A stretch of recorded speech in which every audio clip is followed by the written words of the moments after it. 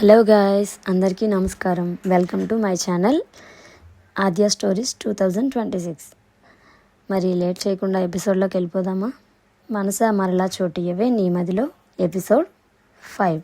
మౌని ఎయిర్పోర్ట్కి డ్రైవర్తో సహా కారులో స్టార్ట్ అవుతుంది. కారులో కూర్చున్న మౌనికి తను ఇంటి నుండి వచ్చినప్పుడు సిరి ఎదురుగా వచ్చి తను కూడా కారులో వస్తానని వెంటపడడం గుర్తొస్తుంది. సిరికి ఇప్పుడు 4 years వచ్చేసాయి. మాటలు కూడా బాగా మాట్లాడుతుంది. మౌని వాళ్ళు కూడా విలేజ్ నుండి సిటీకి వచ్చేసారు. మౌని జాబ్కి ఇబ్బంది అయ్యేసరికి చిన్న పాపతో మౌని ఇబ్బంది పడుతుందని సుభద్రమ్మ కూడా తనతో పాటు సిటీకి రావడానికి ఒప్పుకుంది. సిటీకి వచ్చిన కొత్తలో సుభద్రమ్మ ఉండడానికి చాలా ఇబ్బంది పడే, కానీ సిరిని చూసుకోవడానికి మౌని ఇబ్బంది పడుతుందని తానే సర్దుకుంది. కానీ మౌని ఇలా ఒంటరిగా ఉండిపోవడం ఆవిడకి ఏమాత్రం నచ్చలేదు. సుభద్రమ్మ చాలాసార్లు ప్రయత్నించింది మౌని మనసు మార్చి తనకి మళ్ళీ పెళ్లి చేయాలని. సిరితో సహా నిన్ను యాక్సెప్ట్ చేసే వాళ్ళని చూస్తానని ఎన్నోసార్లు చెప్పింది. మళ్ళీ ఇంకొకరికి మనసులో స్థానం ఇవ్వలేనని, ఇంకోసారి మోసపోలేనని మౌని సున్నితంగా తిరస్కరించేది. ఇప్పుడు సిరిని ప్లే స్కూల్లో జాయిన్ చేసింది మౌని. అందుకే సుభద్రమ్మకి కాస్త ఖాళీ సమయం దొరికింది. ఈ సమయంలో మౌనిని మోసం చేసి వెళ్ళిపోయిన అబ్బాయి ఎవరని తెలుసుకోవాలని చాలా ప్రయత్నాలు చేసింది. కానీ మౌని ప్రశాంత్ గురించి ఏ విషయం కూడా ఆవిడకి చెప్పనే లేదు. దాంతో ఆవిడ కనిపించిన ప్రతి గుడి, ప్రతి దేవుడిని మొక్కుకుంటూనే ఉంది. ఇప్పుడు మనం ప్రెజెంట్లోకి వచ్చేద్దాం. అంటే మౌని కారులో ఎయిర్పోర్ట్కి వెళ్తుంది. ఎయిర్పోర్ట్ పార్కింగ్లో వెయిట్ చేయమని డ్రైవర్కి చెప్పి లోపలికి వెళ్తుంది మౌని. ఇంకా ఫ్లైట్ రాకపోవడంతో అక్కడే వెయిట్ చేస్తూ ఉంటుంది. ఇంతలో ఒక చిన్న పాప తన దగ్గరికి వచ్చి తన చీర కొంగు పట్టుకుని లాగడంతో ఆ పాపని ఎత్తుకుని ముద్దు చేస్తూ ఉంటుంది. ఇంతలో అనౌన్స్మెంట్ రావడంతో కంగారుగా లేచి నిలబడుతుంది మౌని. దాంతో పాప చేతిలో ఉన్న బాల్ కింద పడిపోతుంది. అది తీసుకోవడానికి ముందుకు వెళ్తున్న మౌని చూసుకోకుండా ఒక అతన్ని గుద్దుకొని సారీ సార్ అని చెప్తూ అతన్ని చూసి ఒక్కసారిగా మాటలు రాని దానిలాగా నిలబడిపోతుంది. కానీ ప్రశాంత్ అని తన పెదవులు మాత్రం అప్రయత్నంగా పలుకుతాయి. చాలా రోజుల తర్వాత అతన్ని చూడడంతో ఒక్కసారిగా పాత జ్ఞాపకాలన్నీ కళ్ళ ముందు ఉన్నట్లుగా అయ్యి కళ్ళల్లో నీళ్లు తిరుగుతాయి. అతను ఏదో మాట్లాడేలోపు సారీ సార్ అంటూ అక్కడి నుంచి ఫాస్ట్గా వెళ్ళిపోతుంది. మౌని ఏడుస్తూ ఎటో వెళ్ళిపోతున్న ఫోన్ మోగడంతో ఈ లోకంలోకి వచ్చి తన బాస్ నుంచి ఆ ఫోన్ అవడంతో లిఫ్ట్ చేసి హలో అనేలోపు ఎక్కడున్నావు మౌని? శ్వేత నీ కోసం ఎయిర్పోర్ట్లో వెయిట్ చేస్తుంది అంటారు సుధీర్ గారు. సార్ నేను ఎయిర్పోర్ట్లోనే ఉన్నాను, చూస్తాను సార్ అని ఫోన్ పెట్టేసి వెనక్కి వెళ్ళిన తనకి శ్వేత కనిపించడంతో గుడ్ మార్నింగ్ మ్యామ్ అని విష్ చేసి ఫ్లవర్ బొకే ఇచ్చి వెల్కమ్ టు ఇండియా మ్యామ్ అని చెప్తుంది. థ్యాంక్ యూ అని షల్ వి స్టార్ట్ అంటుంది శ్వేత. ఓకే మ్యామ్ అని డ్రైవర్కి కార్ తెమ్మని కాల్ చేస్తుంది మౌని. వీళ్ళు ఎయిర్పోర్ట్ బయటికి వచ్చేసరికి డ్రైవర్ కార్తో రెడీగా ఉంటాడు. గెట్ ఇన్ మ్యామ్ అని డోర్ ఓపెన్ చేస్తుంది మౌని. జస్ట్ వెయిట్ అని హే ప్రశు అని పిలుస్తుంది శ్వేత. కమిన్ శ్వేత అంటూ వస్తాడు ప్రశాంత్. అక్కడ ప్రశాంత్ని ఎక్స్పెక్ట్ చేయని మౌని షాక్లో ఉంటే ప్రశాంత్ ఆమెను చూడకుండానే కారులో కూర్చుంటాడు. కానీ అతను మౌనిని చూడలేదన్న విషయం తనకి తెలీదు. బ్యాక్ సైడ్ ప్రశాంత్ శ్వేత కూర్చోవడంతో ఫ్రంట్లో డ్రైవర్ పక్కన సీట్లో కూర్చుంటుంది మౌని. అంటే సార్ చెప్పినట్టు శ్వేత మేడంకి కాబోయే హస్బెండ్ ప్రశాంత్నా అని ఆశ్చర్యంలోనే ఉంటుంది మౌని. ఈ సిచ్యువేషన్ తను ఎలా ఫేస్ చేయాలో అర్థం కాక కళ్ళల్లో ఊరుతున్న నీళ్ళని ఎవరికీ కనిపించకుండా ఆపుకోవడానికి చాలా ప్రయత్నిస్తుంది మౌని. వెనక కూర్చున్న శ్వేత మాత్రం చాలా సంతోషంగా ప్రశాంత్తో మాట్లాడుతూనే ఉంది. హైదరాబాద్ చాలా మారిపోయింది కదా ప్రశు, నియర్లీ 5 years అసలు ఎలా గడిచిపోయాయో కూడా తెలియలేదు కదా అనగానే చిన్న నవ్వే సమాధానంగా ఉంటుంది ప్రశాంత్ నుండి. ఏమైంది సడన్గా డల్ అయ్యావు? లండన్లో ఉన్నప్పుడు మ్యారేజ్ గురించి ఎన్ని చెప్పావు, అసలు అందరికంటే నువ్వే ఎక్కువ ఎగ్జైట్ అయ్యావు. ఇండియా రాగానే అన్నీ మర్చిపోయావా అన్న శ్వేత మాటలకు నథింగ్, నువ్వెలా అనుకుంటే అలానే జరుగుతుంది, అలా చేసే బాధ్యత నాది, సరేనా అని ప్రశాంత్ అంటే, అలా అయితే ఓకే, నువ్విలా సడన్గా డల్ అయితే ఎక్కడ హ్యాండ్ ఇస్తావో అని భయపడ్డాను అంటుంది శ్వేత. నో బోబీ, నేనుండగా భయమెందుకు, అన్నీ నేను చూసుకుంటాగా అంటాడు ప్రశాంత్. ఆ మాటలకు మౌని తనకి కూడా ఇలానే ప్రామిస్ చేసి ఎన్నో ఆశలు చూపి వదిలేసి వెళ్ళిపోవడం గుర్తొచ్చి మరింతగా కుమిలిపోతుంది. ప్రశాంత్ మాత్రం ఇంతకు ముందు తను చూసిన అమ్మాయి మౌనియేనా కాదా అన్న ఆలోచనలోనే ఉండిపోతాడు. చాలా రోజుల తర్వాత మౌనిని చూడడంతో మనసులో ఏదో తెలియని అలజడి. అది ఎందుకో తనకి కూడా తెలియడం లేదు. తనని కాదని చెప్పి వెళ్ళిపోయిన ప్రశాంత్కి కొన్ని రోజులు బాగానే ఉన్నా తర్వాత ఎవరిని చూసినా అమాయకంగా ఉన్న మౌని మొహమే గుర్తొచ్చేది. కానీ తనని ప్రేమించలేదని, తనని అవమానించినందుకు మౌనికి ఈ శిక్ష పడాలని మొండిగా తనలో తానే అనుకుంటూ ఉండిపోయేవాడు. కానీ ఇండియా వెళ్ళాలనుకున్నప్పుడు మొదట తనకి గుర్తొచ్చింది మౌనినే. అదెందుకో తనకి కూడా అర్థం కాలేదు. కానీ తనని ఇంకా మర్చిపోలేదని మాత్రం బాగా అర్థమైంది ప్రశాంత్కి. అందుకే ఎంతమంది అమ్మాయిలు ప్రపోజ్ చేసినా సున్నితంగానే రిజెక్ట్ చేసేవాడు. ఎవరిని తను మౌనిలా లేదు అనుకునేవాడు.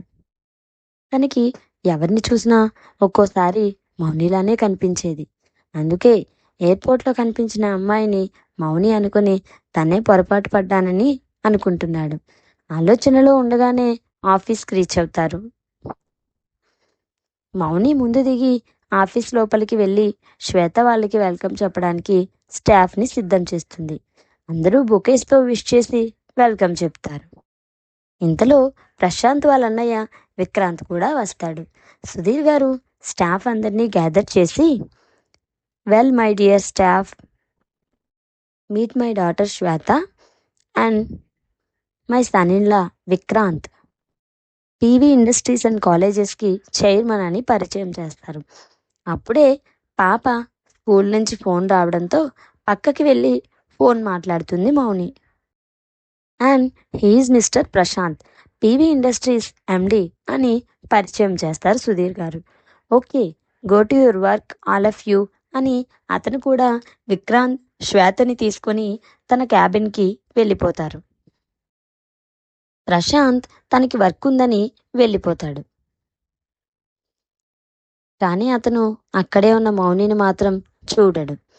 మౌని ఫోన్ మాట్లాడి వచ్చేసరికి స్టాఫ్ అంతా ఎవరి ప్లేస్లో వాళ్ళు వర్క్ చేసుకుంటూ ఉంటారు. మౌని అక్కడ సుధీర్ గారితో పాటు శ్వేత ఇంకా ప్రశాంత్ కూడా కనబడకపోయేసరికి క్యాబిన్లో ఉన్నారేమో అనుకుని తన వర్క్ ప్లేస్కి వెళ్ళి ఆ రోజు షెడ్యూల్ చూసుకోవడంలో బిజీ అయిపోతుంది. కానీ తనని మర్చిపోయి మరో అమ్మాయితో పెళ్లికి సిద్ధపడ ప్రశాంత్ని తలుచుకుంటే తనని గుడ్డిగా నమ్మినందుకు తన మనసు మరోసారి ముక్కలవుతుంది. కాసేపటికి సుధీర్ గారు పిలుస్తున్నారని ప్యూన్ వచ్చి చెప్పడంతో ఆయన క్యాబిన్కి వెళ్తుంది మౌని. క్యాబిన్కి వెళ్ళిన మౌనితో సుధీర్ గారు, అమ్మా మౌని, త్వరలోనే శ్వేత పెళ్లి చేయాలని అనుకున్నాంరా. నీకు తెలుసుగా, పీవీ ఇండస్ట్రీస్ అండ్ కాలేజెస్ చైర్మన్తో అనుకుంటున్నాం. నువ్వు పెళ్లి పనుల్లో తనకి కొంచెం తోడుగా ఉండురా అని చెప్తారు. ఓకే సార్, నేను ట్రై చేస్తాను అన్న మౌని మాటలకు, నీకు వర్క్ ఎక్కువ ఇవ్వనురా, ఇక మీదట శ్వేత పెళ్ళి అయ్యే వరకు నువ్వు తనతోనే ఉండాలి, నీ వర్క్ నేను వేరే వాళ్ళకి ట్రాన్స్ఫర్ చేస్తాను అంటారు సుధీర్ గారు.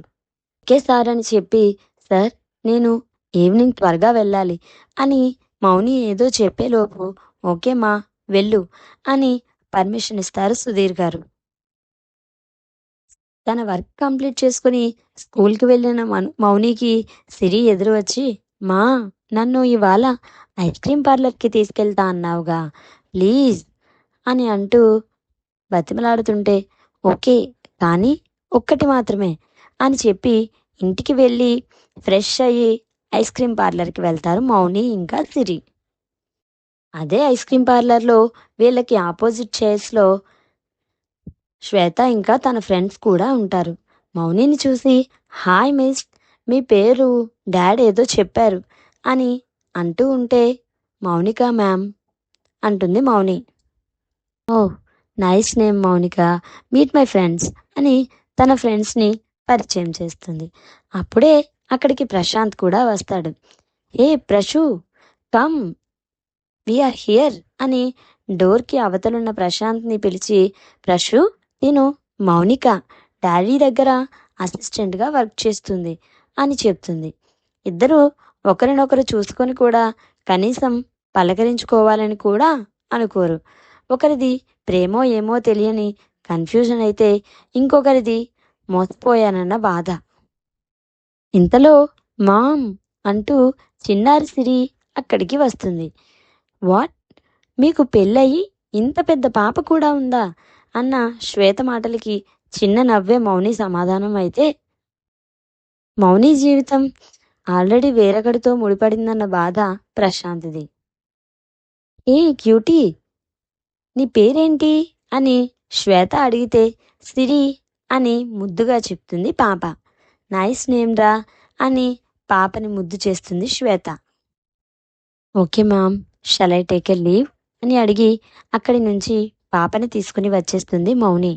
మరుసటి రోజు శ్వేత కాల్ చేసి ఎవరైనా డిజైనర్ని ఇంటికి తీసుకురమ్మని మౌనికి చెప్తుంది.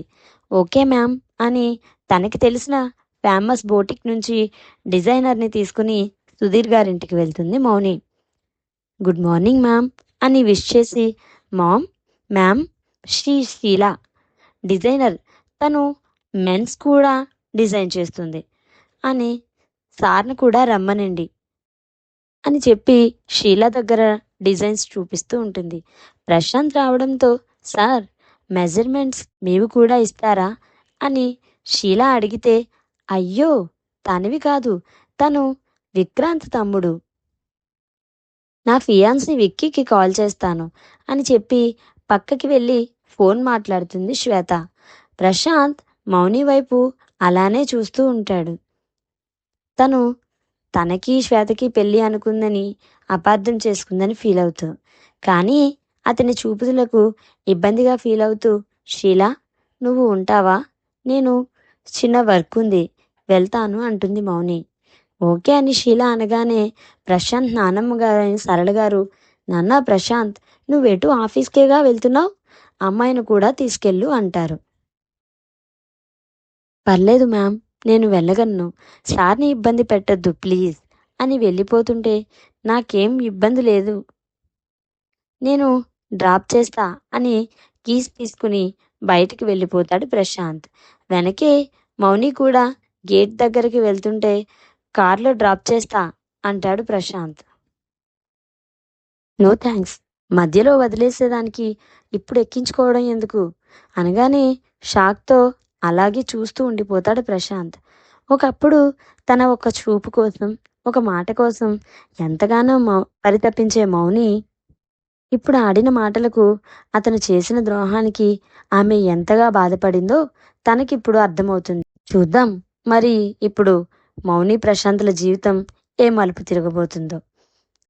నెక్స్ట్ ఎపిసోడ్లో సిచ్యువేషన్ని ఎలా ఫేస్ చేయబోతున్నారో చూద్దాం ఫ్రెండ్స్.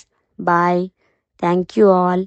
నా ఛానల్ కనుక మీకు నచ్చినట్లయితే లైక్ చేయండి, షేర్ చేయండి, అలాగే తప్పకుండా సబ్స్క్రైబ్ చేసుకోండి. Bye friends.